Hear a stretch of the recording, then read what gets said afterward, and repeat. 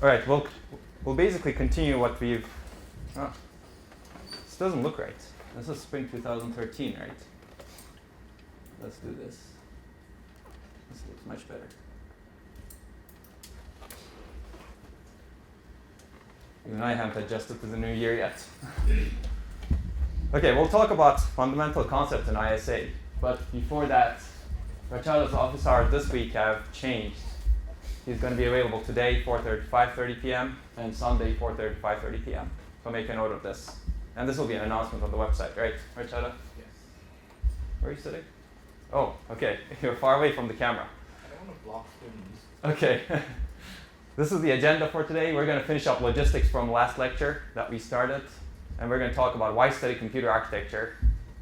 Hopefully you guys have your own reasons, but I have my own reasons. And it's an exciting time to do that today, as opposed to 20 years from now, or 20 years from in the past. And we'll talk about some fundamental concepts, and we're going to dive into ISA basics, instruction set architecture basics. If you need a chair, there's a chair here. Oh, awesome. Thank you. And this is a big sofa. Okay, so I'll go over some review slides just to brush up your memory from last time. Remember, we covered the levels of transformation. There was a reason for this. This was abstraction, right? Such that people who are writing stuff over here do not need to know how the logic operates. We built up these abstraction layers. But then we decided to break those abstraction layers. We want to cross those layers in this course, right? To understand what's going on underneath, as well as to understand what you do over here affects what happens up here. And the reading that I assigned to you last time, how many of you have read it? Good. It's a good fraction, actually. Well, all of you should read it, but it talks about the transformation layers and also other things that we're going to cover today. But this is the focus of this course over here. But I also want to show this to you. Today, most computers are user-centric. So in the future, when we're designing computers, it's good to think about the user. For example, some decisions that you make below over here may be optimized for maximum performance, but that may not be what the user wants, right? Maybe the user really cares about one program that's really important. And if the microarchitecture you're designing is not giving the right knobs such that that program gets its performance, then maybe you're not designing a good computer, right? That's why I like putting the user into the picture. Whenever we design computers, we should really be thinking about the users themselves. So maybe user-aware microarchitectures are interesting, right? If the user doesn't care about high performance, maybe you should be optimizing for energy. A lot of the mobile phones today try to do that, but still they're not good at it. They're not optimal at doing this. So keep this in mind. Basically, the entire stack perhaps should be optimized for whoever is using the computer. And the user changes also, right? Whenever I use my cell phone, it's different from the patterns you use your cell phone. Perhaps the computer should adapt to the different usage patterns. Today, there are things in the operating system that are trying to do that. For example, there are machine learning algorithms employed in some of the operating systems, Windows, that try to figure out what when you're going to check your email, for example, and that try to prefetch some of the programs or the emails that you're going to if it detects that you're going to actually check your email at 9 a.m. in the morning. There are algorithms that do that. So that's one example. But hardware is less so optimized for the user because it's a little bit far away. But there's no reason to not provide the knobs. Okay, what will you learn in this course? We haven't covered this. I rushed through this last time, so I'll briefly talk about this. Basically, we'll learn about fundamental principles and trade-offs in designing the hardware and software interface and major components of a modern programmable microprocessor. Our focus will mainly be on a programmable general-purpose microprocessor, but I'll give you examples from more specialized microarchitectures as well, and architectures as well. And how to design, implement, and evaluate a functional modern processor, something that works, basically. Hopefully you're all here for this.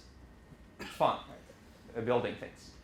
And my focus will be on actually two things, not only fundamentals, but also the state of the art. And I'll also talk about recent research and trends because computer architecture is a fast-changing field right now. And last time I talked about two things to you, memory performance attacks. Remember, one program was denying service to the other one. This is a new research issue, actually. And the other one was DRAM refresh. In traditional computer architecture courses, you wouldn't even talk about DRAM in general, but you'll learn about DRAM in this course. So the focus will be on recent research as well as state of the art, because you'll be building the machines of the future, right? Or you'll be programming the machines of the future, depending on what you do.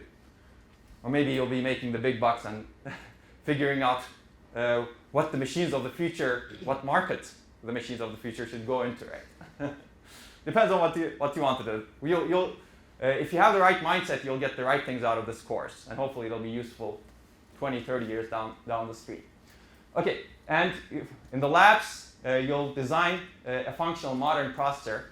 The labs actually will be a combination of RTL implementation and higher level simulation, so that you get exposed to both aspects of computer architecture.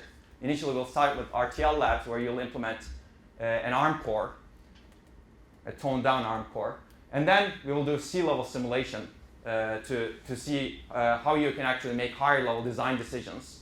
And this is how actually computers are designed today.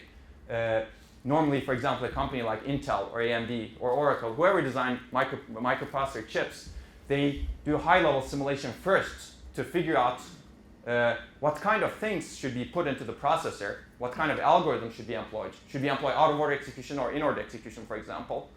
Those decisions are made at the higher level simulation. Because if you want to make that, if you actually implement in RTL all of those different types of processors, it's a way time-consuming process. And in fact, you cannot even simulate fast in RTL. If you want to simulate a long workload, for example, a database transaction even, it takes very long to simulate at RTL level, because you simulate every gate in that case, right? Every wire. Whereas higher level simulation, you abstract away the gates and wires, you just model the functionality and timing of those. And you can do you can make much faster design trade-offs with higher level simulation.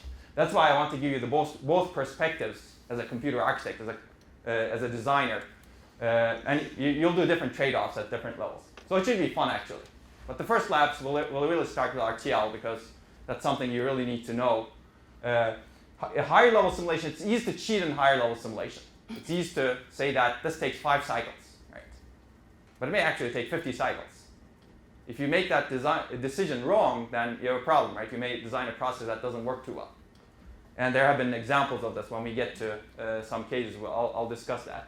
But that's why we want to ground you first with the RTL implementation, because you're really building a gate level model when you do implement something in RTL.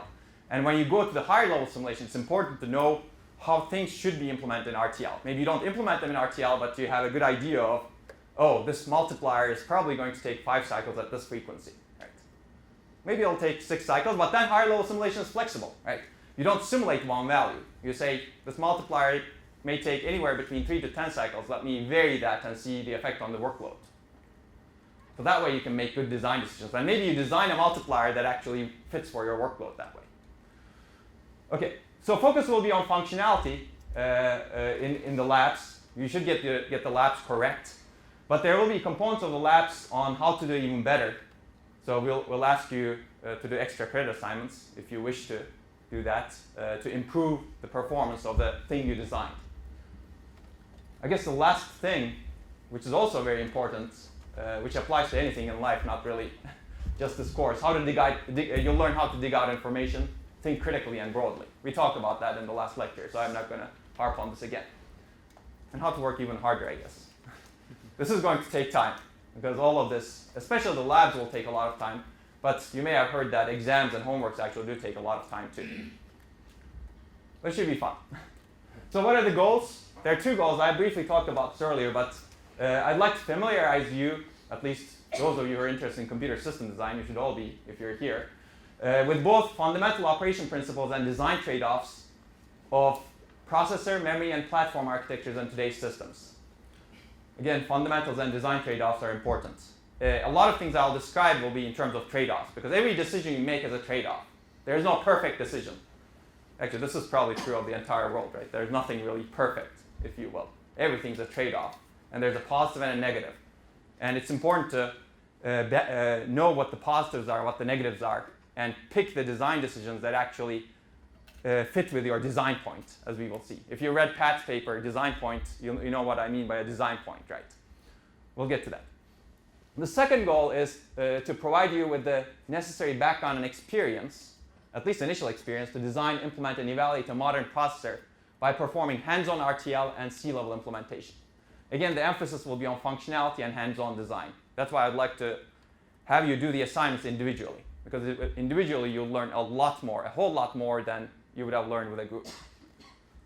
Now, real teams operate together, right? And today, because no one can design a processor that's complex as we do today, but your design will be simple. It won't be a complex processor. Besides, you'll get a lot of chances to actually work in teams in real life later on. Okay. I've talked about this last time, but I'll emphasize it again. This is classified under computer hardware, but it's really a hardware-software interface course. And you will be much more capable if you know both the hardware and the software. So keep this in mind throughout the rest of the course. Okay, required background, I think you all know this, right? You need to know 240, you need to know 213. I should have taken this out, given that no one has taken 243. These are some of the things I expect. Definitely learn the material thoroughly. Attend the lectures. Lectures are not required attendance, but if you attend them, you'll do much better. Do the readings, do the homeworks. Work hard. But you're at CMU, so you must be working hard. Definitely ask questions. If you have concerns about something, ask questions. Take notes and participate. Perform the assigned readings. This is important. I'll actually get back to that when we talk about readings. Come to class on time. I think this is important. We'll be posting, hopefully, the videos online, but there's a time delay. For example, the video from last time is not posted. I assume it'll be available soon, right? But whenever it's available, we'll post it. But I think you'll learn a lot more in class than on videos. Actually, you could have watched the videos from spring 2013. How many of you have done that, actually? I'm curious. All of the videos? No, not all of them. There are too many. Yeah, we'll be covering a similar schedule. But I think things I describe will be different. I'll adapt. Again, this is a dynamic environment, right? I'll adapt to dynamic events. Okay, this is very important, actually. This should have been bold, perhaps, instead of come to class on time. Start early. Do not procrastinate, because this will bite you if you procrastinate. Again, there are 7 homeworks, 7 lab assignments. We will have some slack. There are some late days that are allowed, but if things pile up toward the end of the semester, it'll be tough. And if you want feedback, definitely come to office hours. We have 4 TAs. I think a total of maybe 15 hours per week, office hours, maybe 10 hours per week. So definitely come to the office hours or scheduled meetings. This is important. Okay, and always remember this. This is one of my favorite quotes by Louis Pasteur, who invented pasteurization. You know about pasteurization process? Milk. You can drink milk because of that today, right? Well, chance favors a prepared mind. And this is said. Basically, I like this quote because people think that you're lucky, right, in some cases. But you actually create the opportunities to be lucky in general. One of my favorite examples is from research, for example. If you actually are doing research, you may be lucky to stumble upon a problem. People may consider you lucky to find a really good problem to solve in research. But that usually comes from preparation, right? If you're prepared, if you know, for example, what we discussed last time, if you actually knew that DRAM operated in one way, you could find the problems associated with it and decide to do refresh in a totally different way. Right? You could think that you're lucky that you found that idea, but if you didn't know, if you hadn't prepared 10 years ago and figured out that DRAM operated this way, then you wouldn't have been lucky. So it's really the prepared mind that becomes favored by chance. So your luck really is built by you, if you will. Now that's not always true, obviously. There are events that are just pure chance, but you can bias your coin by preparing well. Okay, well, I guess we talked about this. How you prepare and manage your time is very important, and I've talked about this too. It'll be a heavy course, but you'll learn about a lot of fascinating topics that are of utmost relevance to industry today. Not only the hardware industry, again, the software industry also. Because, for example, Google and Facebook have data centers today, and a lot of their these data centers consume a lot of power, and they actually affect pretty much the entire software stack that is running on them. Right? And the design decisions that you make at the computer architecture level, how you design the memory, how you make it reliable, actually affect the bottom line operation of all those data centers. And they actually are, or maybe thinking of, designing their own platforms, their specialized architecture for their workloads, or maybe semi-specialized architectures. So whatever you learn will be applicable to pretty much anything in industry. And if you want to go to academia, academia too. So these are actually very, for me, very fascinating topics. I hope you will find that they're fascinating to you too. Okay, I think we've covered this, so I'll just skip this, but I'll remind you that there are 2 homeworks due. One is due next Wednesday, January 22nd. This is the homework where we will get to learn about you. How many people completed this? Okay, great. That's a good start. I'd like to see more hands next time. And the hand-in folder is ready. There was an issue with that. I think it's gone now, since you've completed it. Right. Okay. Homework 1 is due next Wednesday, January 29th. And this will be synergistic with the Lab 1, although homework 1 is due a little bit later. And Lab 1, just as a reminder, it's a functional C-level simulator for a subset of the ARM ISA. And it will be due next Friday, at the end of the Friday recitation session. Actually, homework 1 is already posted. We'll post Lab 1 later today, so that you can get started on it right away. And remember that homework 1 and Lab 1 are synergistic. We'll try to do that as much as possible throughout the course. It won't be possible in some cases because labs require implementation, whereas course is more conceptual, right? It's very hard to synchronize the material in the labs and the course. Yes? Are assignments generally due before class or before midday? Oh, that's a good question, actually. What did I say over here? Nothing. So for the homeworks, I'll say before midnight. Whenever it's before class, I'll tell you. For the labs, it will be the end of the recitation session on Friday. Labs will be always due on Friday. Okay, some readings for this week. You already know that. Actually, some of you have already done this reading. There's also this reading that I assigned. How many of you have done it? So. So maybe 6.5 people. That's not bad. Yeah, I'd like you to do it. All of the readings actually are a fair game for the exams too. In this course, I won't be assigning a whole lot of readings that are advanced like this. But I think this is important for you to read. If you really want to do a lot of reading, take 740 if you survive this class. Hopefully you will. Hopefully you will. Okay, but there are also some fundamental readings. One is Pat and Patel book, chapter 1. Actually, we should have these books in the library. Rachada, I cannot find you there. Okay, there you go. You're at the very end. My eyes are getting worse, I guess. Yeah, we should put the books in at the library so that people can borrow. I have copies of these. We have that online. Oh, we may have them online also, actually. Yeah.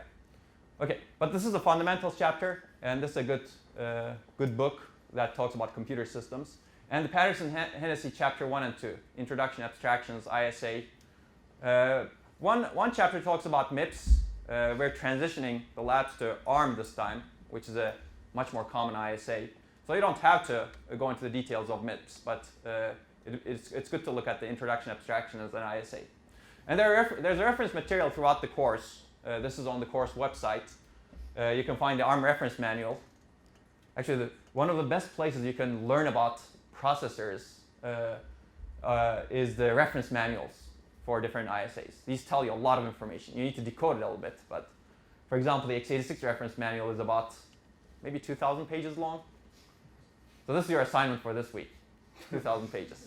I'm just kidding. I'm just kidding. It's not for this week, but this is throughout the course. I've learned a lot by reading the x86 reference manual once in a while. We won't be doing x86 in this course, but I'll be, especially when we cover the ISA, I'll show you some examples of x86 ISA, how complicated it is, and what kind of design trade-offs they made. Some optional and mentioned readings. I'll mention a lot of readings in the course, and they will be placed on the course website. Actually, let's take a look at it quickly.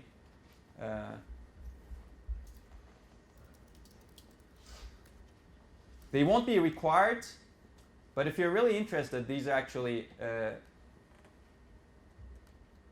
are good material for you to take a look. So if you go to lecture schedule, yeah, you can see that there are some optional readings that I've talked about if you're interested, you can go and look at it. Especially when you're listening to the lecture, you can take notes for interesting readings. For example, yeah, the Rader paper over here that we've discussed, retention of our DRAM refresh. If you want to learn about a concept that you're interested in, you can go and do that reading. Or come and talk with us. So this is how you can actually enhance your learning in this course. But this is not required. So if you have to choose between doing your lab and doing the reading, choose the lab. Okay, a note on books. We don't have any books that are required. And I'll assign readings from some books and we'll make them available. But hopefully you'll be resourceful enough in finding and doing the readings. The material will be contained, and actually pretty much all the material is in the last semester's, not last semester, spring 2013's class. You can find pretty much anything over there. Any questions? I've gone through logistics really quickly, yes? On the website, I believe it listed those required papers and made it seem like you wanted them all read by today, but you just sent in the slides like that was for the week. Oh, that's right. Are there going to be more readings from Friday, or when you list the stuff on Wednesday, does that just mean for the entire week? Yeah, it's for the entire week. It's a loose concept. Yeah, if you read them earlier, the earlier you read them, the better. But if you read them by the end of the week, that's also fine. And also, I'm not sure how much you could answer this, but I know you said everything in papers is fair game, but obviously, the one paper you had was pretty thick on stuff. That's right. What exactly do you mean by fair game? Because that stuff I'm assuming we're not even going to cover. Sure, that's a good question actually. I'm not going to ask you in this paper what percentage performance improvement did we get with this mechanism. That's not good. That's not. But I'll test you on the concept, for example. For example, what is a memory performance hog? Why does it happen? What are the causes of unfairness in a memory controller? Right. Okay. And I've actually described that in lecture also. Yeah, I just mean in your paper, it was talking a little bit about merge buffers and stuff. And I was looking that up, and I was like, I don't think we're even going to cover this. Yeah, exactly. Don't worry about those details. Think more about the concepts and trade-offs. So a good way to gauge is to look at past exams. Okay. But I'll test you. What I'm really interested in is whether you have learned the concepts, trade-offs, and the fundamental structures, not the details. We'll talk about, maybe we'll get to, not the merge buffers, but misstatus handling registers later on in the course. But if it's in a reading, and if the reading introduces the concept and I don't introduce the concept in class, then it's good for you to learn, but you'll not be tested on it. Okay? Yes? For the P and P reading, should we just try to get a hold of it somehow? That's right, yes. Pat and Patel. Okay. It will be, actually we may have it. So we'll be in touch with that. Okay. I think do we have it? I'll work toward that. We have some chapters posted online, and if you look at spring 2013, there's also some chapter available. I think the only required chapter that we do not have is chapter 2. Yeah, that could be true actually. So let's take a look. Where's that on spring 2013? Yeah, let's put it on spring 2014 also. Sure, I can put it on top. Sure. Yeah, there you go. Pat and Patel, chapter 4 is there. I don't know why chapter 1 is not there, but Chapter 1 is up there, lecture 2. is it up there? Lecture 2. Oh, there you go, yeah. So you can actually access it even right now if you go to Spring 2013 website. But we'll put it on Spring 2014 as well. How about the other one, the P and H? Oh, that's right, yeah. So we will put that on the reference desk at the library. Okay. Okay? Which library is that? Engineering library. Yes. The one in Wien Hall, right? Yes. Yes. Actually, it may still be there. You might want to check. Because it's a popular book. Okay. You might want to check that whether the book is in the library. Well, we'll definitely put it on the reference desk. Okay, these are good questions. What else? Before we jump into why study computer architecture.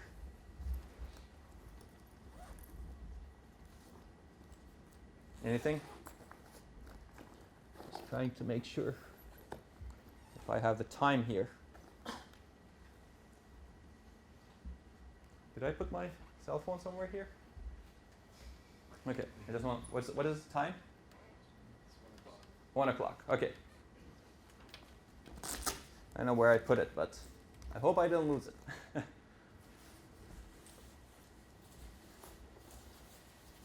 Okay, it's here. It's a lot easier for me to check this then. Okay. So why study computer architecture? Well, we've covered what first of all, what is computer architecture, right? This was my definition from the syllabus. It's a science and art, and perhaps more of an art, of designing, selecting, interconnecting hardware components and designing the hardware-software interface to create a computing system that meets some goals. And we'll soon distinguish between the terms architecture and microarchitecture, and we have a little bit last time, but this covers pretty much architecture and microarchitecture, both, right? So why study this? Well, first of all, it's exciting, I think. You design new things, right? You enable new things. But one of the things that has driven, why study it today? Right? People have been studying it for 50, 60 years. Isn't it all done? Haven't people all invented all kinds of architectures by now? Actually, believe it or not, some people have argued that in early 1980s, you should not be researching computer architecture anymore because we've hit the best possible designs that we could potentially hit. MIPS R2000. And obviously it's not true, right? We've been inventing much better architectures because you could do much more, right? You're really inventing new things and improving the system design. It's not clear when it will end because it's really based on your creativity and based on what you can do and based on the trade-offs that you make. So why study it today? Well, what has driven a lot of the improvements is what is called Moore's Law. How many of you have seen this before? Okay, good. It's not really a law, it's just an observation, right? It's a curve fitting that Moore did in 1965. Basically what he did was he looked at the number of transistors. Actually, it's even before this. He looked at the number of transistors, number of devices that you can put on a chip, right? And he plotted that, and he figured out that the component counts double every other year. At that time, it was every other year or so. Now there are arguments that it doubles every 18 months or so, right? Basically, the transistor count is doubling every 18 months or so. And this is enabling things to do with those transistors, right? And you can read Moore's paper. I'm not going to assign this as an optional reading, but it's only a 3-page paper. That's relatively easy to read. But that's the takeaway. This is the years on the x-axis, transistors on the y-axis. Transistor count is increasing exponentially over time. So this begs the question, what do we do with these transistors? And this is another way of looking at it. This is actually a newer chart. This is Intel's chart from 2005. This is from Wikipedia's chart, I believe, for different kind of processors also. It's not only, it is Intel processors. Right? Yeah, it is Intel and AMD processors. It's x86 processors. Yeah, the transistor count is doubling every 2 years, according to this. So what do you do with that? Well, hopefully your readings this time should give you a good idea, right? You could design many different things. You could design a better memory controller, for example, by burning more transistors. So I'd like to take a look at that. But you could do other things with that also. Although this actually doesn't presume that your transistor count should be doubling. Even if your transistor count remains the same, you should be able to do all of these. But these become easier, much easier, if you have more computing power at hand on a chip. So let's take a look at that. What are the things that computer architecture enables, and as a computer architect, hopefully you will enable in the future? First, you can enable better systems, right? You can make computers faster, cheaper, smaller, more reliable, ... Whatever is needed for the user, whatever is needed for the problem at hand. By exploiting advanced and change in the underlying technology and circuits. And by exploiting your creativity, maybe you organize things better, right? And we'll see that, right? We'll see techniques like out-of-order execution, for example, improve performance significantly compared to in-order execution. I mentioned MIPS R2000. MIPS R2000 was a processor that was very simple at the time, and people argue that that's a great processor. But people have improved upon that by making computers faster than that. MIPS R10000, for example, employed out-of-order execution. That was in 1996 or so, or 1995. MIPS R2000 was around 1980s, early 1980s. So basically, it's computer architects that enable this. You can enable new applications, right? If you actually take advantage of the new technology, you can think of new applications that didn't exist before. for example, 20 years ago, could we do lifelike 3D visualization? Not that I know of, at least. Maybe supercomputers tried to do that, but that was extremely expensive. Today, you could almost do it on your cell phones. Can you? Pretty much. Pretty much, right? You have graphics engines on your cell phones. Maybe you burn a lot of battery quickly, but it's very good. I mean, maybe it's still not perfect. Like, we don't have virtual reality yet, but it's pretty good. And hopefully we'll have virtual reality at some point too. Personal genomics is another application that people are trying to enable. Right? Can you actually sequence your DNA and analyze it very, very quickly, almost on the spot, such that the doctor can make a decision very quickly, maybe a life-critical decision. Right? And this is just one example. Right? It's not only personal genomics, but it's also out of all of the health data that we have completed, that we have collected over many, many years and over many, many people, can you mine that data quickly such that the doctors can make much better recommendations for a drug, for example? This is a tough problem. It's what's called a big data problem, if you will. You have huge data sets, and you need to analyze those data sets to make some decisions. How do you enable that? Well, you need faster, more efficient, cheaper computers.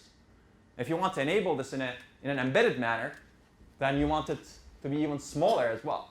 You want it to be extremely low power.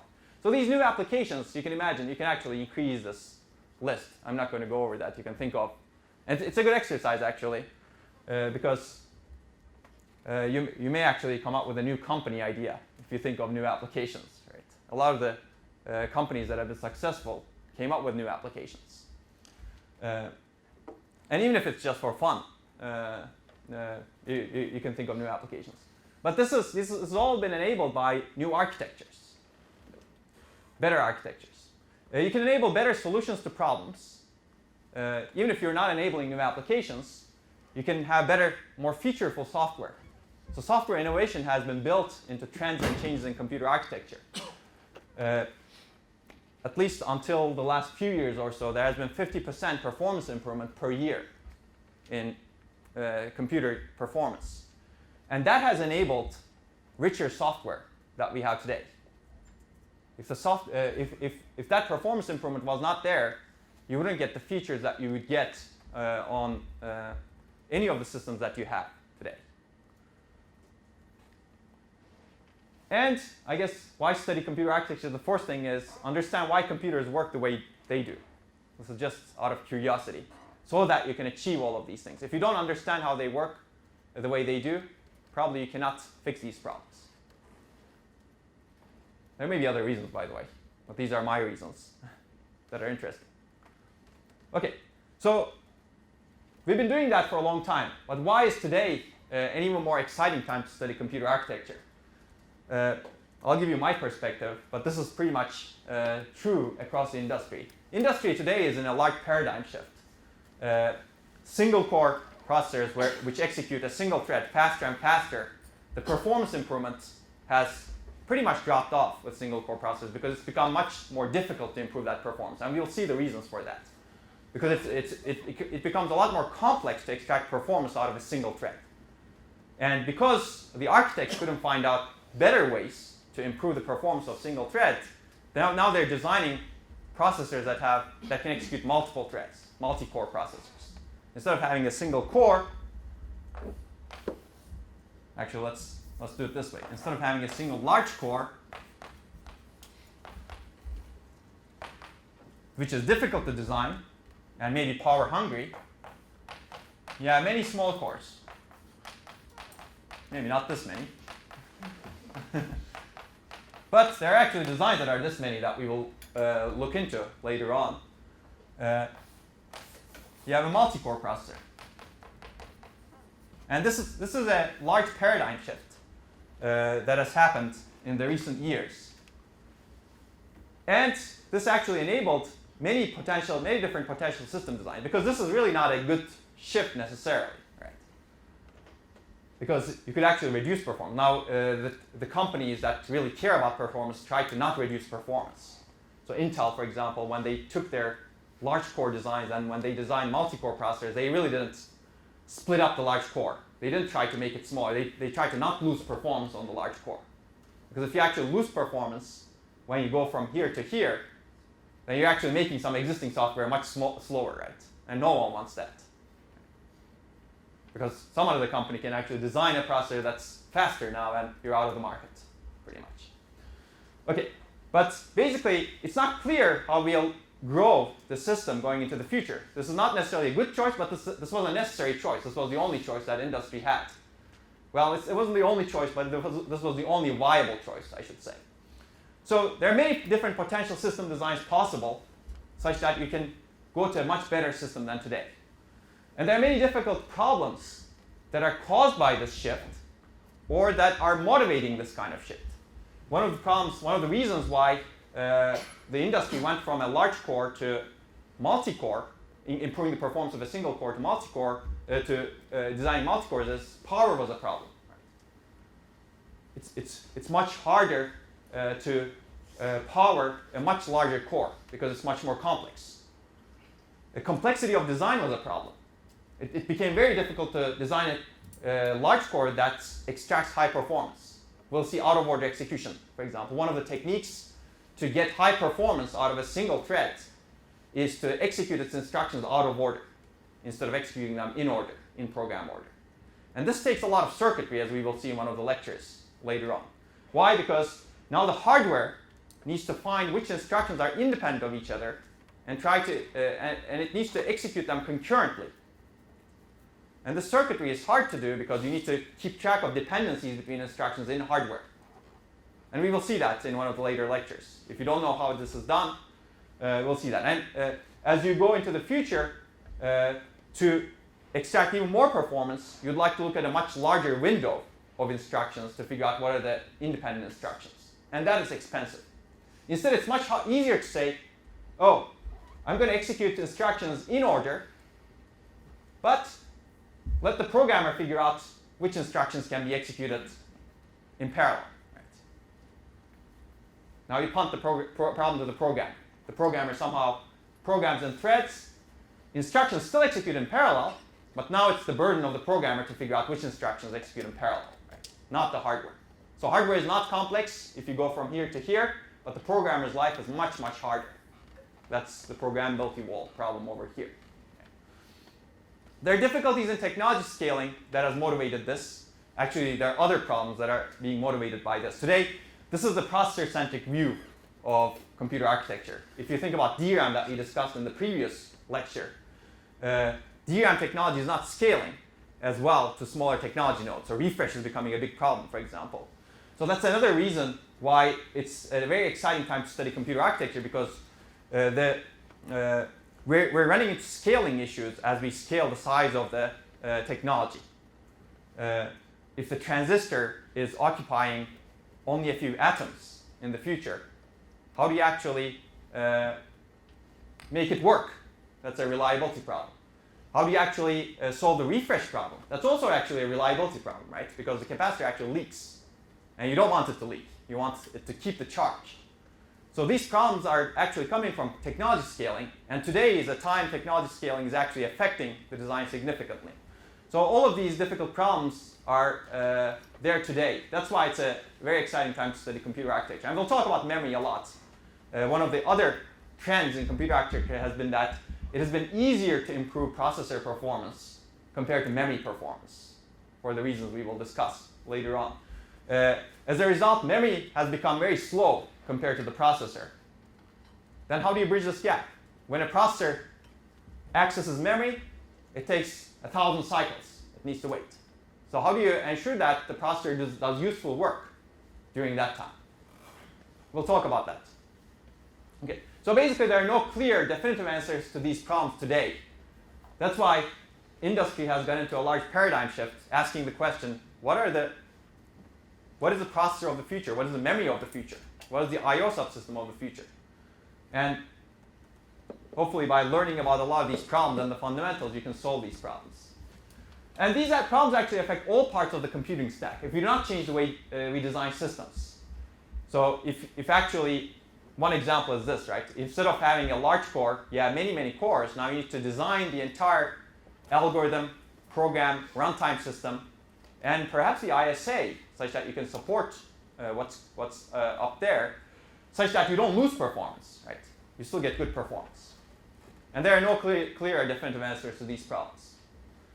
So I think this is my last slide related to why it's more exciting to study computer architecture today. By the way, it was not always like this. The choices in around 1990s in computer architecture were more or less clear, in the sense that technology was scaling nicely. We didn't have issues with power. We didn't have issues with reliability. So we could keep building larger and larger cores. It's nice for the software also, because the software programmer doesn't need to care, right? They just write a single-thread program, they bloat memory, and they don't optimize their program, and they still get great performance, because underlying hardware can supply you with a much larger, much faster core. So it was a little bit 1990s were the time when computer architecture was not perhaps as exciting. It was still exciting to me, but it was not as exciting, not as potentially important. But today it's extremely important because this is not happening anymore. Okay, so hopefully you can actually revolutionize the way the computers are built if you understand both the hardware and software, if you understand all of these different trends, and change each accordingly. And one of the goals I have in this course, which is not stated previously, is hopefully to enable you to have the background such that you can invent new paradigms for computation, communication, and storage. We'll cover computation and communication and storage very quickly soon. I'll recommend one book over here. Has anyone read this? Yes, you have? Oh, cool. For a class or for fun? It's for fun. A friend of mine's history, philosophy, science PhD student at UPenn. Okay. He recommended it. Oh, okay. Did you like it? Yeah.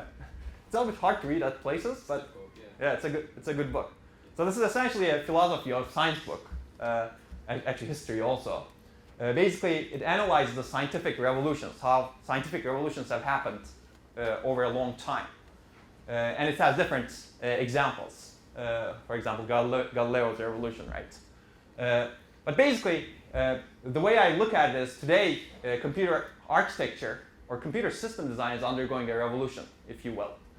And the book, Thomas Kuhn in his book, classifies science into three things, three phases, if you will. One is pre-paradigm science. There's no consensus in the field. Nobody knows what is the best way to do things. Well, today we're kind of here, right? Or maybe here, revolutionary science. The second is normal science. This is great. Everything is, this is stability period, basically. You have a dominant theory, and you use that to explain things. Basically, it's business as usual. If you see exceptions to this, you say, oh, this is an anomaly. Don't worry about it. So this was the state of the art, if you will, in 1990s in computer architecture. The dominant paradigm, design better single-core processors. Right. It's great. If you run into a little power problem, oh, it's an anomaly. Right. So solve it with some other way. Maybe add more cooling. Right. So that's actually how this is not science. This is engineering, really, right? Computer architecture is really engineering and art. But you can apply the analogy similarly. And revolutionary sciences now, if these anomalies increase, you have many anomalies such that you can no longer use the dominant theory to explain things. Now you go into revolutionary science. You re-examine all of those underlying assumptions. Oh, maybe it's not a good idea to do this business as usual anymore. Maybe there's something better. So you re-examine things, and you go into no clear consensus in the field. And then hopefully at some point you go into normal science again, assuming this Kuhn's theory is true. Kuhn's theory has been questioned for a long time also by others too, but I like looking at this because it kind of explains, it kind of meta-explains the state of computer architecture today. So we're in this revolutionary period. So any good computation model or memory model that you come up with today can actually affect the systems we design into the future. Because there's no business as usual as we know it today. Okay, but first, the key thing is really understanding the fundamentals. So let's start with that. Because you can change the world only if you understand it well enough, and only if you do not ignore it. You can come up with a great paradigm, but if it ignores most of the programmers in the world, good luck with that. And I'll give you some examples also of that. And I mean, this could be a paradigm that ignores most of the programs in the world, right?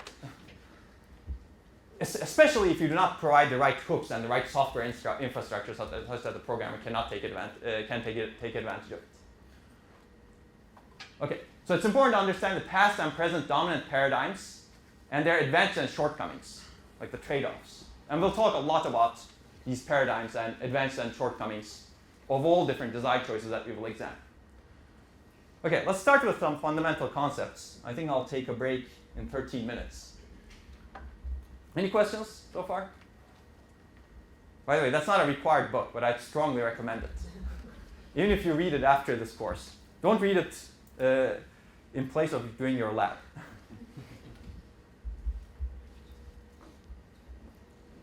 And you may get a copy of it if you do well on the extra credit assignments. Then it'll be your burden to read it. Or sell it, I assume, right? That's I'm curious, do people read hard copy books here? How many of you read hard copy books? Don't be shy. I try to read hard copy books. Okay. How many of you don't at all read hard copy books? 0. How many of you prefer the modern books, like on your computer? Some.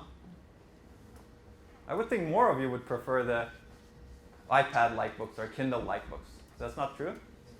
They have less sentimental value. Oh, they have sentimental value? Like the ones on the computer, they just have less sentimental value. Oh, less sentimental value. Computer. Oh, I see. So you do actually care about the sentimental value. Yeah, I mean, it's like the big. That's true, but it's harder to carry, right? That's true. I can more easily read the hard copy books, but carrying is the hard part. Okay, good. Then you'll get a hard copy book. Just let me know. Okay, some fundamental concepts. Let's first start with what is a computer, right? We're trying to design a computer. We're trying to understand design choices of a computer. What is a computer? Well, at the high level, there are 3 key components that we'll cover all of them. Computation, communication, and storage. And memory is a form of storage. And this is one depiction of it. This is a simple depiction. You have some computing units, perhaps this should be units, and some communication units, and some memory and storage units that are interconnected with each other. Actually, communication units can be pretty much everywhere, right? And we'll talk about interconnects that connect the different units later on.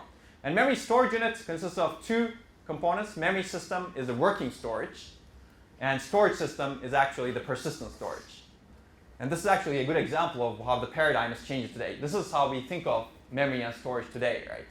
You have working memory, DRAM, and you have storage, SSDs or disks. But going into the future, even this assumption is questioned. That's some of the work that's going on in my group and some other groups are trying to merge these 2 things. Like, why do we have this huge distinction between memory and storage? Well, the reason is DRAM, or main memory, has been extremely fast, and disks have been extremely slow. So we've created these different abstractions. When you access memory, you do loads and stores, right? When you allocate an array in C, for example, you really do loads and stores. It's not persistent, right? It's really a volatile data structure. Whereas storage system, it's disks, right? You go through the file system abstraction, and you've done that in 213. Right? And that takes a lot of time and energy to do that. Because you cannot just put an array in disk and access that array in disk, right? Can you? Why would you want to? Well, what if you want to build a really reliable system? Because DRAM is not reliable, right? You lose data. This is persistent. So you may want to have an array over there such that when the computer crashes, you still have the data. Changes you make. So that's one reason, actually. But if it's really slow, yeah, you don't want to. I agree. If it takes, like, I don't know, milliseconds to access the array, then your program will run like a dog. So we have these different abstractions accessing memory and storage today. But now, technology is changing. DRAM is not scaling very well. And there are some emerging technologies, which we will talk about when we get to it, that seem to be similar to DRAM in terms of their characteristics. They're much faster than disks. They're a little bit slower than DRAM, but they're non-volatile. So they keep data. You know the difference between volatile and non-volatile memory, right? Volatile means you lose data if you don't keep it powered. Non-volatile means the data stays even if you turn off the power. So there are some technologies like phase change memory or spin transfer torque magnetic memory that can actually store data even if they're powered off. And they're almost as fast as DRAM. Like STT-MRAM, the magnetic memory, spin transfer torque memory, is almost as fast as DRAM for reads. It's a little bit slower than DRAM for writes. I'll write these down just if you're interested. You can take a look at them. But these technologies are being investigated very seriously. And some of them are actually on some cell phones. Like phase change memory is used in some cell phones as part of the storage system. And STT-MRAM is another one. Now these enable a new opportunity, right? You can have a fully non-volatile memory system. And then why have this distinction between memory and storage anymore? Both of them in a single place and get rid of all of those file system abstractions such that you don't run like a dog. In fact, if you have the file system abstraction, if every time you need to access this really fast memory through the operating system and through the file system, you're really not utilizing the underlying hardware well. Because this is really fast. It takes 50 nanoseconds to access. Going through the file system takes milliseconds. It's okay if your disk takes milliseconds also, but it's not okay if your storage medium is only 50 nanoseconds. So that's why today this is another example of why it's very interesting to study architecture today, because you have these new technologies that can enable new trade-offs and new system designs. It's always good to think about, are we actually utilizing the technology that we have well or not? Okay, anyway, that was a digression, but take a look at some of these things if you're interested. We'll hopefully have a lecture later on talking about these non-volatile technologies. So what is a computer? We will basically cover all three components. This is processing. Processing will consist of control, which is sequencing and the data path, and memory, and I/O. Storage is not depicted here, but it will be somewhere over here. Okay, so one thing we will assume for most of this course is the von Neumann model architecture. All of your labs will be based on this. This is also called stored program computer, instructions and memory. There are two key properties of this. Have you covered von Neumann model before? Yes, in 213? So what are the two key properties? That's a hard question if you covered it. I'm fine with one. If you give me one, I'll be happy. Yes? Control flow is sequential. Okay. Yes, that's a good one. That's one. What is the second one? Second one, I'm not really sure about this, but it could be that instructions are stored along with data. Yeah, you got it right actually. It's the stored program basically. Program is stored in memory. It's not generated basically. It's stored somewhere. It's in stored storage. And yeah, that's one. There are two key properties. One is stored program, and the second one is the first thing you said, sequential instruction processing. Basically, stored program means instructions are stored in a linear memory array, and memory is unified between instructions and data. It's really, there's no distinction between instructions and data. The distinction is really how you interpret the stored value. The interpretation of the stored value depends on the control signals, and we will see that very, very clearly. I guess this begs the question, when is a value interpreted as an instruction? You access memory, and you get a value. When do you interpret it as an instruction versus data? How is that determined? Yes? Well, can't you make the program counter point to something that isn't actually an instruction, but is data, and it just executes it as an instruction anyway? That's right, absolutely. So what you're getting at is when at the time when the program counter points to it, then you interpret it as an instruction. Basically at the fetch stage, if you will, of instruction processing cycle. We will cover the instruction processing cycle. At the fetch stage, we will see that the program counter points to some memory location in that linear array. At that point, the control signals are such that that location that's accessed in the memory array will be interpreted as instruction, as opposed to an operand. Right? So basically, the interpretation of the data is dependent on the control signals. And we will actually generate a lot of these control signals in your labs as well as part of the LC3D microcode that you will fill out.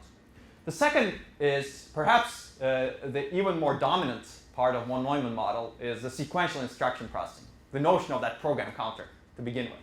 Basically, the abstraction is that only one instruction is processed at a given time. It's fetched, executed, and completed, and we'll see the instruction cycle soon. At a time, before the next instruction started, and this instruction starts only after the previous instruction is completed. It's very sequential, right? So there's a program counter, more appropriately called the instruction pointer. It really points to an instruction, right? It doesn't count the program. I don't know what program counter means, but historically that's what has been said. It identifies the current instruction that's being processed, and it identifies the only instruction that's being processed in the one Neumann model. And it's advanced sequentially except for the control transfer instructions. Yeah, control transfer instructions also like branches or indirect branches or calls that transfer control to some other point in the program that change the instruction point. So this is the model. And this is the model that we're going to assume for most of the course, although we're going to cover a lot of different models too, but your labs will assume this. Well, this is actually a nice model. I'll contrast this with a different model right now, but I'll give you first the reference. This is actually the paper that introduced this model in 1946, Burks, Goldstein, and von Neumann. It may be a difficult to read paper. It's a 50-page technical report. But a better version, chapter 4, which will be assigned reading next time, is the von Neumann model. And this clearly explains some of the concepts of the von Neumann model. But there are two things: stored program, sequential instruction processing. And this is what a von Neumann computer kind of looks like. Basically, you store the program in the memory units, and you have this IP, in this case I say IP, instruction pointer, or PC. And basically the control unit accesses the memory to get the instruction, and then processing unit processes the instruction. And then you have input-output machines. And we're going to assume a machine like this. Now this is not the only model. Actually, there have been many, many models. So to broaden your perspective, I think I'd like to cover one model. Because going forward, this may not be the best model. Even though this is the model that we're going to examine and improve, maybe there are some other models that we should examine given that it's not doing too well. So this is an abstraction to the program. The other one is, it's the Dataflow model. How many of you know the Dataflow model? No? Don't be afraid that I'm going to ask you what is the Dataflow model. It's over here. Okay. Basically, this is in complete contrast to the von Neumann model. In von Neumann model, instructions fetched and executed in the control flow order, right? Sequential order. And you can change the control with control flow instructions. In the Dataflow model, there is no control. There is no control flow. And instructions fetched and executed in data flow order. Whenever the data arrives for that instruction, the instruction is fetched and executed. It's completely different. So here, the control flow is specified by the instruction pointer, and it's sequential unless explicit control flow instruction modifies it. Right? Whereas in the data flow model, an instruction executes when its operands are ready, not when the instruction pointer comes and says, instruction, you should execute now. Right? In other words, there is no instruction pointer. Right? The program counter is gone. Now this could be a way to build computers. In fact, people have studied building such computers starting from the 1970s until the early 1990s or so, when this model became dominant in terms of performance. Well, but these are actually higher level models exposed to the programmer. But let me actually cover Dataflow model first. In this case, instruction ordering is specified by Dataflow dependence. Each instruction specifies which other instruction should receive the result. Right? There's no instruction pointer. The instruction says, after I'm executed, the result should go to this instruction. Each instruction can start executing, or start being fetched when all of its operands are received. So it's completely data flow. Now the implication is that potentially many instructions can naturally execute at the same time, right? Because one instruction can enable many instructions, right? And once you enable many instructions, those can enable many other instructions. It's inherently parallel. There is no sequentiality in this. That's the upside of this. Well, downsides we'll see. But let's take a look at what's the difference between these two. Consider a one Neumann program that looks like this, right? Eventually compute some value. It looks nice, right? We can all reason about it nicely. Let's build a data flow graph for this. Well, I'll answer those questions later, actually. But the data flow graph for this looks like this, actually. What you're really doing is computing z in the end based on some transformations that happen to A and B. And a data flow graph, this is a data flow node, if you will. You add A to B, and you generate a result. Now, data flow says once this instruction executes, its result should be sent to this node and this node. Actually, the left operand of this node and the left operand of this node. And once this instruction executes, its result should be sent to the right operand of this node and the right operand of this node. And when a node has both of its operands ready, which means both of these instructions have sent their result, this node fires, and after it executes, it sends its result to the left operand of this node. And once this node fires, it sends its result to the right operand of this node. And this node fires after both of the results in its input nodes are ready and computes its output. That's the data flow, right? No instruction pointer. Here, you need to go through the instruction pointer. Here, the significance of the program order is just as a convenience to the programmer, right? Here, you really don't need program order here, right? It really doesn't matter if you execute this minus first or plus first, or subtraction on addition first. Make sense? I'd encourage you to program with data flow. You cannot find computers like this today, but maybe good to re-examine. The other thing is, what is the significance of the storage locations? If you look at the storage locations, they're really just for locations to communicate values, right? What is the function of V and W? Well, V and W really don't need to exist, right? You're not using them, reusing them. They're not live out, assuming they're not live out from this. They're really to communicate values between different instructions. So storage, you can think of it as a medium for communication between instructions. And that's actually a very powerful abstraction now. Maybe you can get rid of some of the storage. If you don't need to store V, W, X, and Y, well, you got rid of a lot of your storage, right? Here. In data flow, you've gotten rid of your storage. Well, it needs to be existent somewhere else, but we'll discuss that later on. But that's the difference between sequential and data flow. In data flow, you can actually program this way. So which model is more natural to you as a programmer? Who says sequential is more natural? Up high. Okay. That's about half of the class. Who says data flow is more natural? Who says, I don't know, both of them are natural? Both of them? Well, it depends on the problem, right? Okay. That's a good point, actually. It depends on the problem, probably. Does it depend? Yeah. Well, I would say it depends on who you are, because as a programmer, I'm used to programming a sequential program. So that's natural to me, but maybe I have a problem that is naturally works in data flow. So That's actually also right, I think. It depends on not only the problem, but who you are too. And perhaps your background. If you had always been programming with data flow, maybe that would be more natural to you, right? But we've been programming this way. At least I have been programming this way.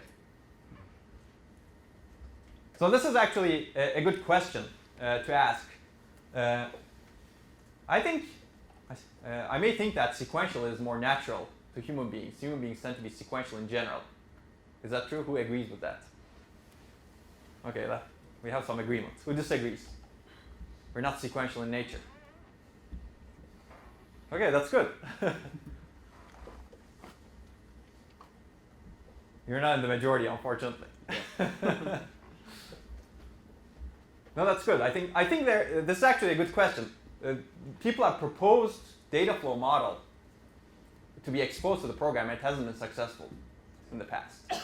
This model has been extremely successful. And it's not clear if that's because naturally as human beings we're sequential, or it's because of the education. This is a nature versus nurture debate, right? That's very relevant in psychology. But for whatever reason, sequential is more natural to people, and this is for most people, I should say.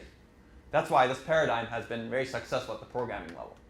Now, that doesn't mean that this cannot be successful, but it requires some more work to become more natural. I think it's similar to here and here. It's much more difficult for people to program multi-core processors, to write multi-threaded programs as opposed to single-threaded programs. Except this is a different model. Anyway, this is something to think about. But the point is that your ISA does not need to be sequential. You can design a completely different computing system. And actually, let's look at a Dataflow machine. In a Dataflow machine, the program actually consists of this Dataflow graphs. And a Dataflow node fires when all of its inputs are ready, when all of its inputs have tokens. And this looks like, this could be your instruction representation. Right? No program counter, but basically you have, this is your opcode. This is whether or not your left operand is ready. This is whether or not your right operand is ready. This is the value of your left operand. This is the value of your right operand whenever you receive it. And this is the destination of your result. Basically, in linear, in a memory location, this tells you which instruction to fetch next. This is your encoding. It's very different from the ARM encoding that you will use. Now you can actually build a complete program this way. Now it's easy to imagine pluses and minuses, but you can actually do conditional operations, right? So let's take a look at it. This is a branch operation. The idea is this is the Boolean input, control input. If it's true, then it passes the input. It fires when both of its inputs are ready. This is the data input, this is the control input. If the control input is true, it passes the data input to the true path. And if the control input is false, it passes the data input to the false path. This is how you can do branching. You could do relational, you could do comparisons. You could generate the control input to conditionals using relationals. This is an example, right? This is greater than. It basically compares left operand to the right operand. It fires when both operands are ready, both tokens arrive.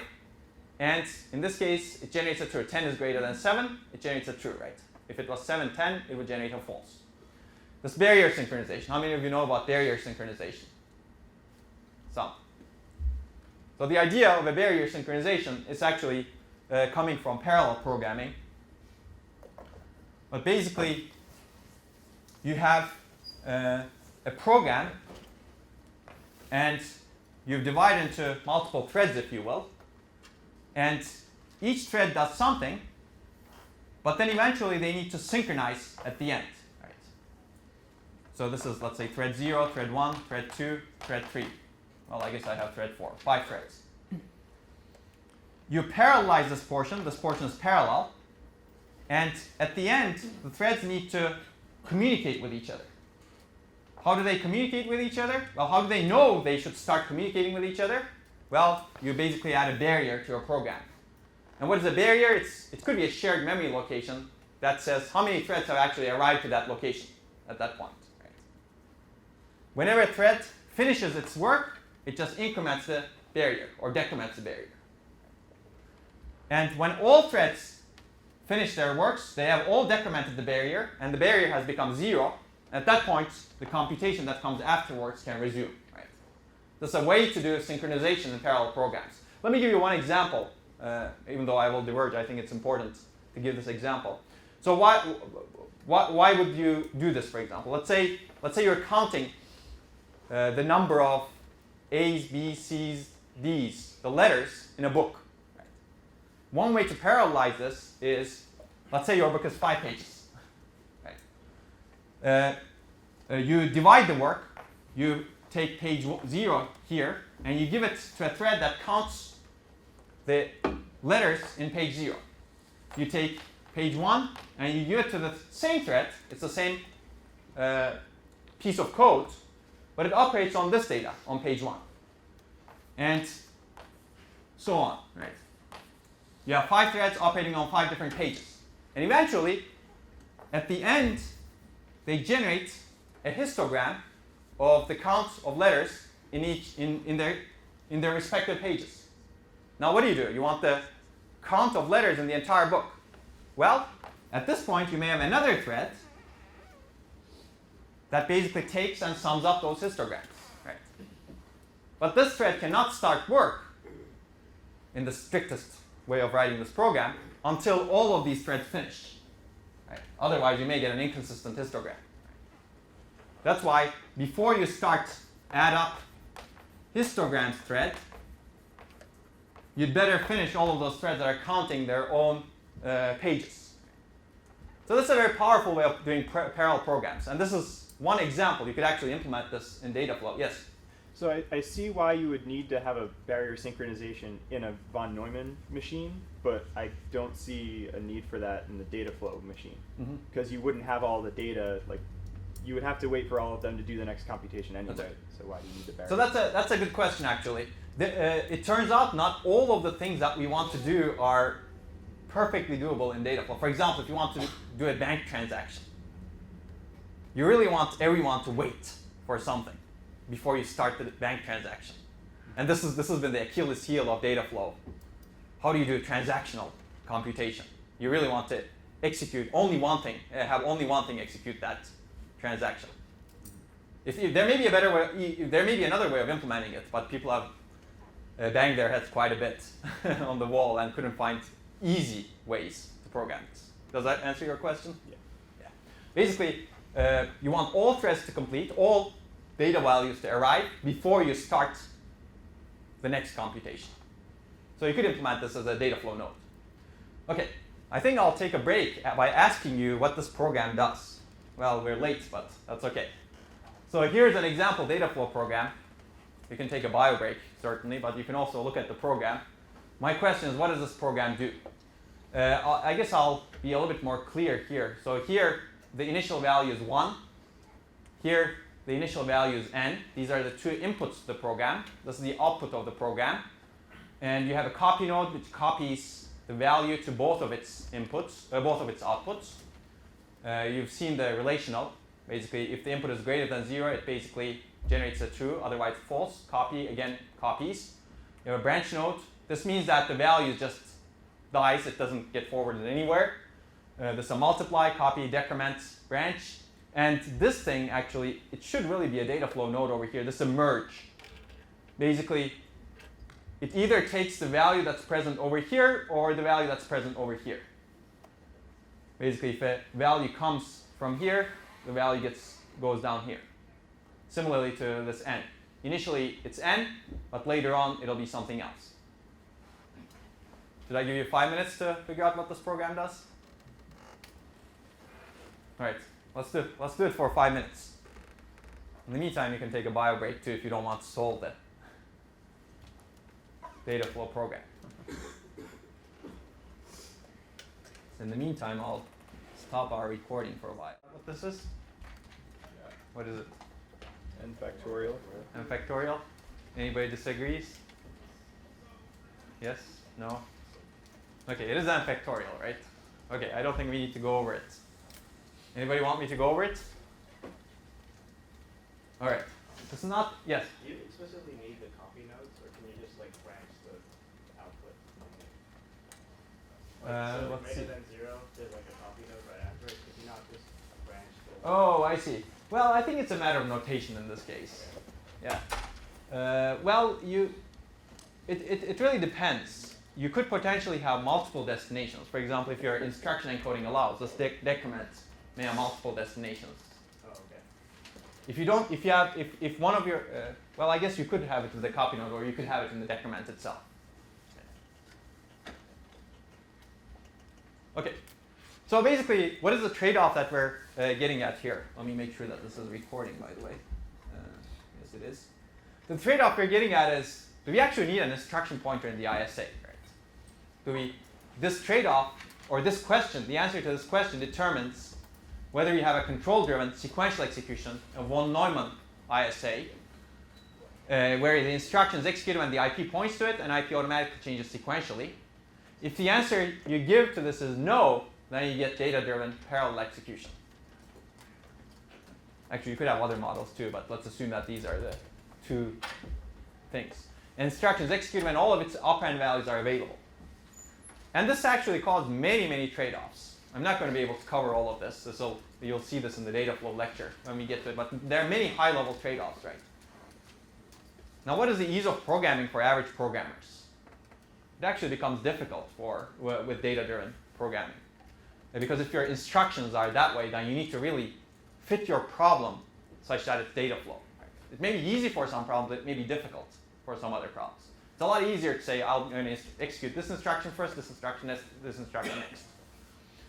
Ease of compilation also becomes difficult in this case.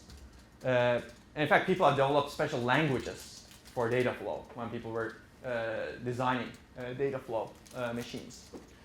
Which one has better performance? Well, it's likely that this is inherently more parallel, right? But people have actually developed, by exploiting the difference between the layer between ISA and microarchitecture, at the microarchitecture level, people have designed machines that do data-driven execution. In fact, all of the machines that you're using today, the out-of-order execution machines, the way they operate is at the architectural level, as exposed to the programmer, they have the von Neumann model. They're control-driven. At the microarchitecture level, under the hood, they all employ principles of data flow execution. The instructions actually get executed when their operands are ready. But this is all hidden from the programmer, so that the programmer doesn't need to deal with it. Goal is to get more performance. That's the principle of out-of-order execution. Actually, you've seen kind of out-of-order execution's principles. What out-of-order execution does is takes instructions that are written in sequential order, buffers them in a buffer, and extracts the data flow of those instructions. And instructions get executed when their operands are ready, and eventually when the results are being reported to the programmer, they're reordered, such that they obey the program order. Programmer sees nothing. No data flow happening underneath. That's the beauty of the distinction between architecture and microarchitecture, right? The idea is it's easy for the programmer to program. You have a control-driven ISA, but data-driven happens underneath. Which one's more complex? Well, if you really obey the von Neumann model without doing out-of-order execution, then that's probably simpler, right? Data flow is actually a lot more complex, as we will see when we talk about out-of-order execution. Okay, so there are many high-level trade-offs. There are many other ones also that I'm not going to go into over here. Actually, with ease of programming, let me tell one thing, because we're going to talk about this later on. If you have data-driven execution at the ISA level, what is exposed to the programmer is data-driven. The programmer has no idea when you stop a program. The programmer has no idea of what's the architectural state. Right? With a control-driven program, you have the program counter. When you stop the program, you're guaranteed that the instruction that the program counter is pointing to has not executed yet, and everything else has completed before, and nothing after that has executed. So it's a very clean state. That's the idea of a precise state. We'll talk about precise exceptions later on. With control-driven execution, you can have a precise state very easily. With data flow, it's very difficult, right? Because you have this huge data flow graph, and it's not clear when you stop the program which instructions have executed and which instructions have not executed yet. It's a huge amount of state. Even if you expose that to the programmer, now the programmer needs to figure out, oh, this instruction has executed, this instruction has not. How do you debug that program? Right? It's very difficult. With sequential programming, it's a lot easier to say, oh, this instruction, I'm at this point, now I can go back and figure out what mistake I made in my program. Okay, we'll get to that also. Okay, we've talked about the ISA level trade-off, but I've actually foreshadowed this. A similar trade-off, control versus data-driven execution, can be made at the microarchitecture level as well, instead of changing the ISA. So what's the difference between ISA and microarchitecture? Again, ISA specifies how the programmer sees instructions to be executed. It's the hardware-software interface. Microarchitecture, how the underlying implementation actually executes the instructions. So ISA may be sequential. Programmer may see a sequential control flow execution order, or it could be data flow. Microarchitecture underneath is totally independent. It could be sequential or data flow. You could actually have 4 components. You could take the Cartesian product of control-driven versus data flow at the ISA level and control-driven versus data flow at the microarchitecture level, and you could have 4 different ways of designing a computer. well, I guess data flow at the ISA level and control-driven, sequential at the microarchitecture level is probably not a good idea, right? You made life hard for the programmer such that you're not going to exploit it. Right? So microarchitecture basically can execute instructions in any order as long as it obeys the semantics specified by the ISA when making the instruction results visible to the software. That's the beauty of doing things in the microarchitecture. As long as you don't change what the programmer sees, you're golden. You can do anything you want. This is the key. It should obey the contract. Programmer should see the order specified by the ISA. So we'll get back to the von Neumann model, but if you want to learn more about data flow, this is one of the first papers that introduced it in ISCA. ISCA is a top conference in computer architecture, one of the top conferences, International Symposium on Computer Architecture, in 1974. And people have actually implemented a lot of data flow computers over the years. And they have not been very successful because it was very difficult to write software for them. It was very difficult to debug them at the ISA level.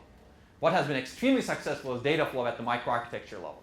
At the ISA level, you keep control flow. At the microarchitecture level, you do data flow-like execution, out-of-order execution. But we'll talk about this later on, data flow itself later on. But if you're really impatient, you can look at the lectures from 740, even for 447, but 740 lectures are more comprehensive. Okay, the von Neumann model. Basically, all major instructions and architectures today use this model. x86, ARM, everything that you see or do not see anymore. I guess alpha doesn't exist anymore, right? Alpha is a beautiful ISA, but unfortunately, doesn't exist. Well, it exists, but it doesn't. Are there alpha computers? Has anyone heard of alpha? Let me ask that question first. 1, 2. That's it? Wow, am I that old? I'll make you read an alpha paper, probably. Okay, so but underneath, as I said, at the microarchitecture level, the execution model of almost all implementations or microarchitectures is very different. And what are the differences? We'll cover all of these differences, actually. We'll first focus on ISA starting today, but we'll cover the microarchitecture a lot in this course. They all do pipeline instruction execution. They pipeline the instructions. When one instruction is being executed in the execute unit, another instruction is being fetched. Another instruction is being decoded. Another instruction is accessing memory. This is pipelining, right? You pipeline the execution. You break the instruction processing into multiple stages, and in each stage, you can have a different instruction. Even this does not obey the von Neumann model, right? The von Neumann model says you cannot start an instruction, you cannot fetch an instruction before the previous one is complete. Even pipelining disobeys that. So microarchitecture is different from the instruction set architecture's principles. But it obeys what should be reported to the software. So Intel 486, for example, was pipeline. Multiple instructions at a time. Intel Pentium, for example, had 2 instructions at a time. It could fetch, decode, execute 2 instructions at a time in parallel. This is called superscalar execution. And we'll see that also. Even that also disobeys, right, the von Neumann architecture. Out-of-order execution with Pentium Pro. This is examples from x86 architecture. There were other out-of-order machines. But Pentium Pro was one of the first general-purpose machines that did out-of-order execution. Underneath, instructions were executed out-of-order in data flow fashion. If you look at the stored program concept, separate instruction and data caches kind of disobeys the von Neumann model also, right? In today's machines, you have separate instruction cache and separate data cache. They're not unified, at least at the level closest to the processor.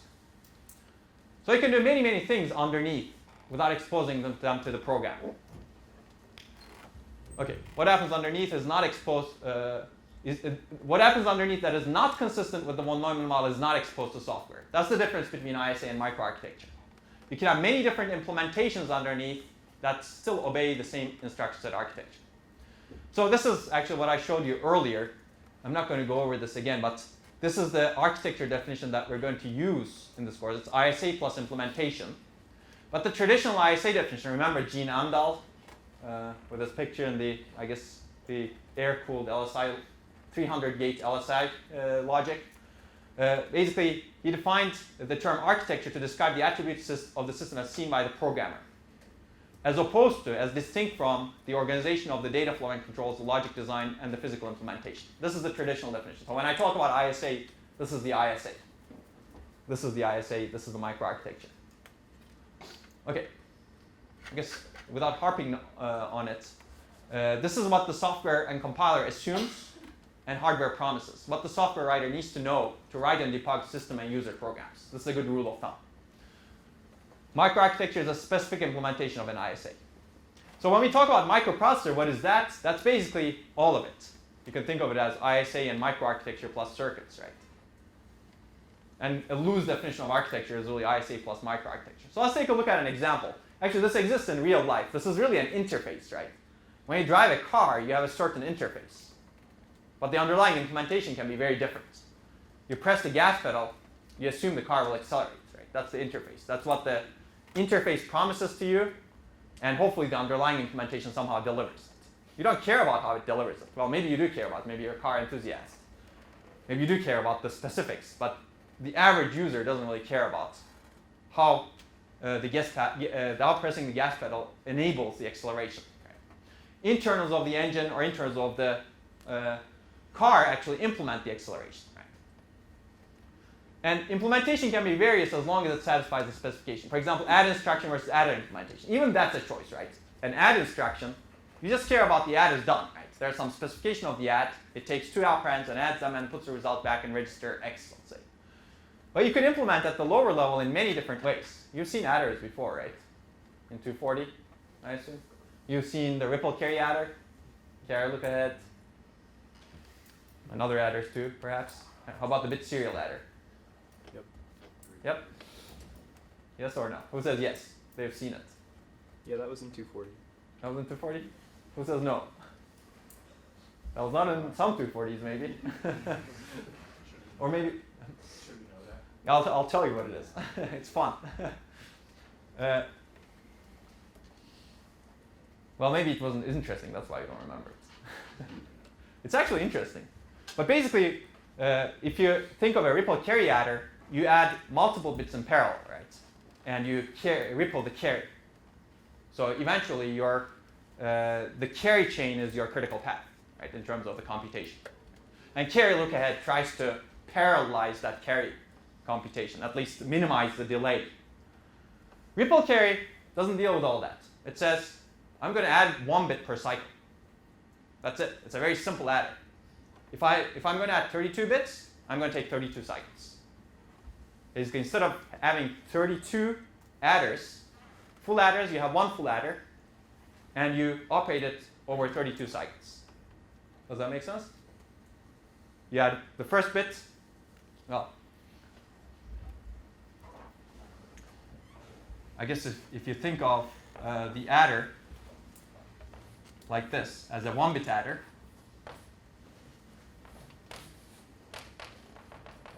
if you have ripple carry, it looks something like this, right? If you have a 4-bit adder, it looks like this. You have the carry in, A0, B0 coming in, and then you have the carry out, and then the result, right?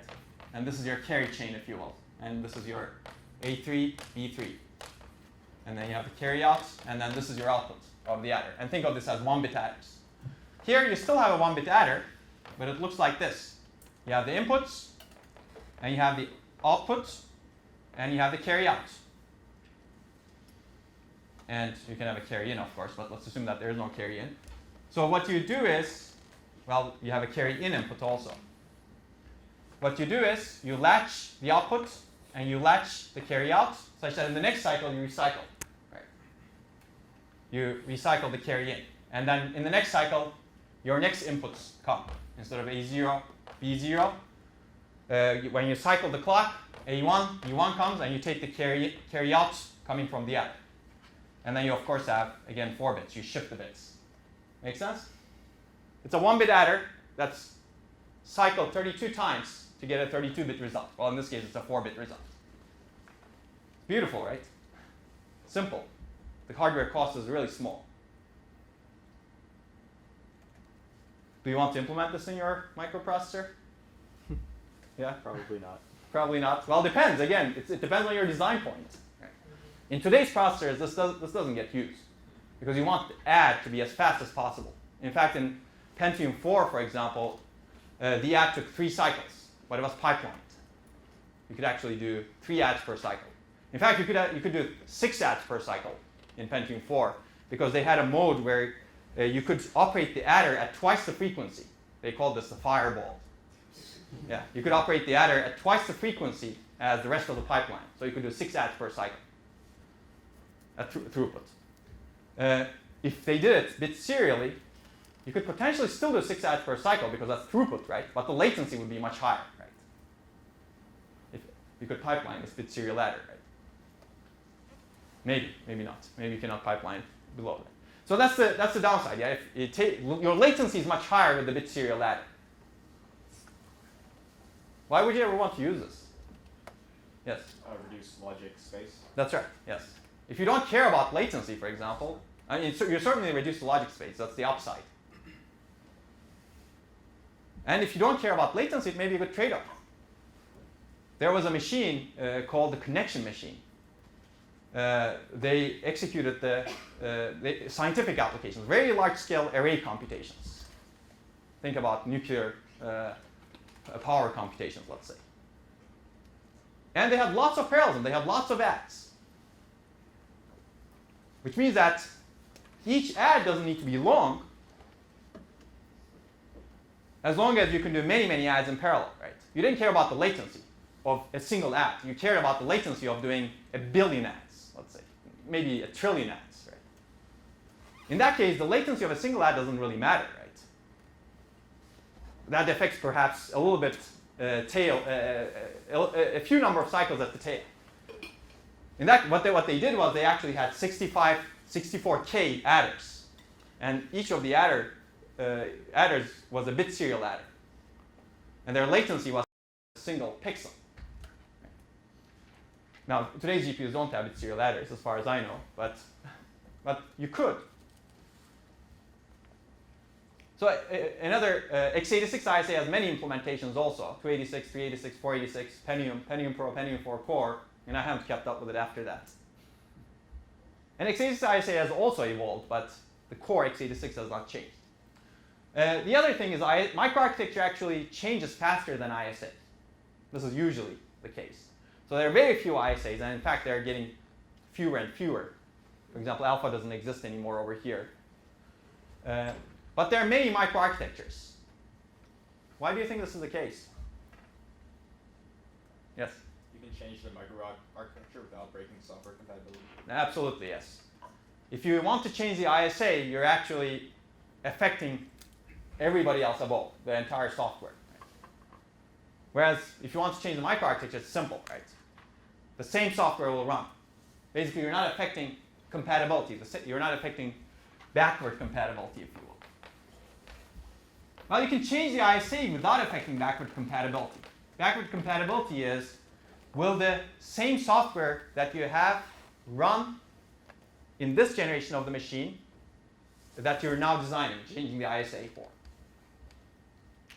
Basically, this guarantees that you run software that you designed that was designed previously.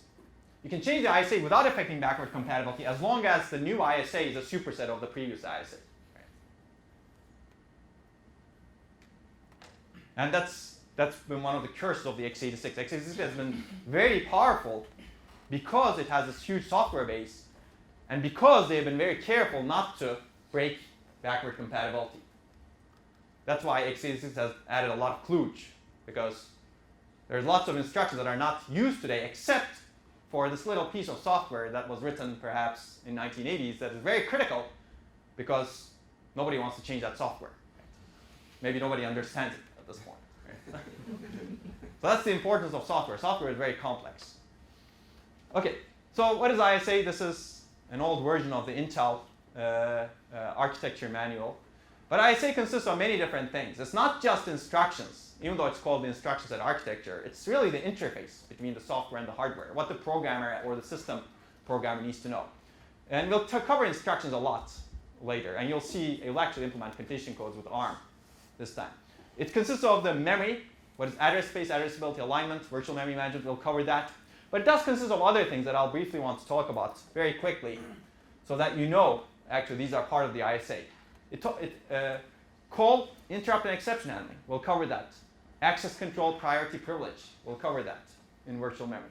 I/O. How do you perform I/O? Input, output. That's part of the ISA. How do you perform task or thread management? Well, the multi-core processor is gone here, but how do you perform that? Again, it's part of the ISA. Power and thermal management. Increasingly, energy is more important in the design, and these are first-class primitives now in the interface to a microprocessor. How do you change the voltage and frequency of a processor? Well, you need some instructions or some support.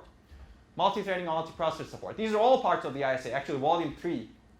It's still volume 3, right? Yes? Volume 3 of the Intel ISA, x86 ISA talks about all of these system architecture functions. It's a great thing to read, especially if you're interested in the system interface to the processor. So microarchitecture is the implementation of the ISA under specific design constraints and goals. Does anything done in hardware without exposure to software? Let's try to look at some of these things. Because actually the definition of this depends on what the ISA is. Right? Pipelining, for example, is done in microarchitecture traditionally. But we'll see cases where this is actually exposed to the ISA also. We'll talk about very long instruction word architectures that try to expose part of the pipeline to the ISA. In order versus out of order instruction execution, that's done in the microarchitecture. Memory access scheduling policy that we discussed last time, right?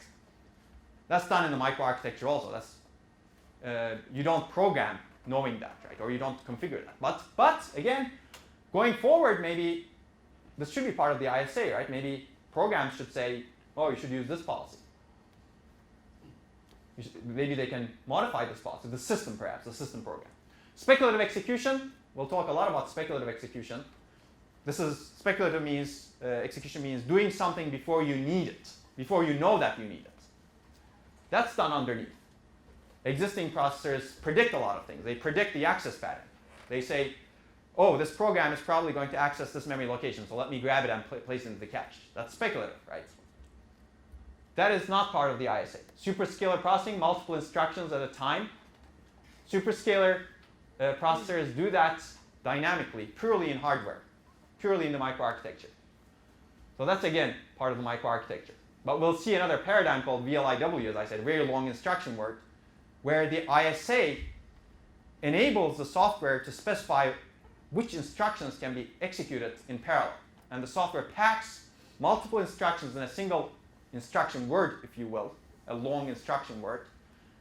And the hardware knows that all of the instructions that are packed in this instruction word can be executed in parallel. That's nice, right? You can do multiple instruction fetch and issue if your ISA is that way. Actually, some embedded ISAs, some of the TI processors have this kind of ISAs. Very long instruction word. Clock gating. So if you're not using an adder, for example, you can gate the clock to it such that it doesn't consume dynamic power. You can even gate the power to it such that it doesn't consume dynamic or static power. So that's done in the microarchitecture. You could potentially expose this to the ISA as well, right? You could say the programmer can gate a block, maybe not an individual adder, that may be a lot of overhead. But the programmer, let's say, they know that they're not going to use the floating point unit. They can say, turn off the floating point units for the rest of this program. It's not done today. Caching. We talked about caches briefly last time. Well, you're going to be sick of caches at some point in this lecture, probably. Well, hopefully not sick of caches, but you're going to know a lot about caches. This is all done in the microarchitecture today. How many levels? What's the size? What's the associativity? What's the replacement policy? Well, it's not actually perfect because in today's ISA, there are instructions, as I mentioned last time, I believe, that's the programmer can use such that they can say this load is loading data that's not going to be reused again. Right? It's called a non-temporal load. In fact, x86 ISA has that. Now you can specify the behavior of caches a little bit.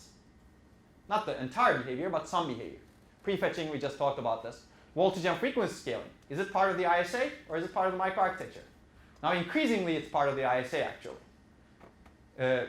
Earlier processors used to do voltage and frequency scaling underneath, but now it's being exposed to the software. Error correction. It could be part of the microarchitecture. Today, errors are corrected in caches, especially large caches. You need to pack a lot of cells onto the chip. As a result, these caches, the charge that's stored in the caches becomes small, so they're very prone to errors. So they're error correcting codes that are used in many processors, large caches. And these are being corrected during dynamic operation. And it's not being exposed to the user. That's part of the microarchitecture. Right? Okay. I guess this is an exercise. Maybe this is a good place to finish. Well, I guess let's go through it. I'll cover the entire time. So add instructions opcode. Is that part of the ISA? Yes, right? This is an opcode. It must be visible to the software. Somebody's generating that opcode. Number of general purpose registers. Is that part of the ISA? Yes. The compiler needs to know it, right? Otherwise, how is it going to allocate registers, right? That's a fabulous problem, by the way. Registry allocation. How you do it in compilers. Have you guys taken any compilers course? Oh, you have? Oh, cool. You study the registry allocation problem? It's fun, right? Well, the graph coloring and it's tough. It's a very tough area right now, but it's a lot of fun. But somebody needs to know that. Number of ports to the register file. That's not part of the ISA, right? At least not in traditional ISAs. You could have many ports to the register file without exposing to the programmer. Number of cycles to execute the multiply instruction. Is that part of the ISA? It's a tough. Depends. Traditionally, it's not part of the ISA, actually. In x86, for example, it's not part of the ISA. The number of cycles, it depends on the implementation. But for some ISAs, like very long instruction word ISAs, this is exposed to the programmer such that the programmer can schedule the instructions.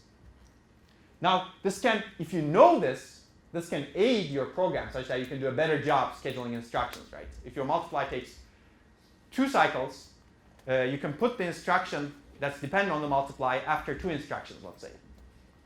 This, you can optimize your program. But this doesn't mean that that's part of the ISA. You don't have to do that. Right? This is just an optimization. So a lot of the optimization manuals tell you how long it takes to do the multiply, but this is not the specification. This specification can change without changing the interface. Whether or not the machine employs pipeline instruction execution. No, not part of the ISA, again. Right? Actually, all of these can be part of the ISA as long as you expose the program. Again, this is interface, right? Somebody designs that interface. You can make all of these part of the ISA or none of these part of the ISA. Well, some of them may be difficult unless you don't have an add instruction. Unless you don't deal with registers. Actually, registers do not have to be part of the ISA again, right? If you have purely memory-to-memory machine, which is part of your homework, we'll deal with, you don't need to have any registers. That doesn't need to be part of your ISA. Okay. So microarchitecture is implementation of the ISA under specific design constraints and goals. I think I'll stop here. We'll pick up with design points. And I guess I'll see you Friday. We'll have class on Friday. And hopefully we'll have a better classroom.